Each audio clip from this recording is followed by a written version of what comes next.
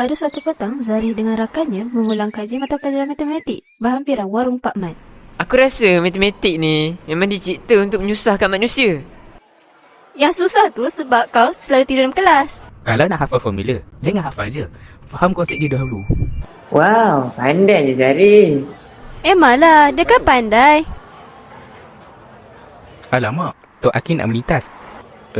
Daniel, Aida, aku nak pergi sekejap. Pergi mana pula?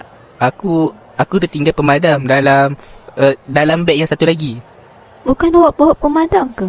Maksud aku pemadam khas. Pemadam untuk soalan matematik yang susah. Aku pergi saja. Aku bergerak sepantas. Jalan ni susah sangat lah. Tok Aki, biar saya bantu Tok Aki melintas jalan. Dengan penuh hati, budak kilat membantu Tok Aki melintas jalan. Terima kasih budak kilat. Kamu memang budak yang baik hati. Sama-sama Tok Aki. Kita semua perlu saling membantu. Cepatnya Malik. Mana pemadam khas tu? Tak jumpa. Mungkin pemadam tu sedang bercuti?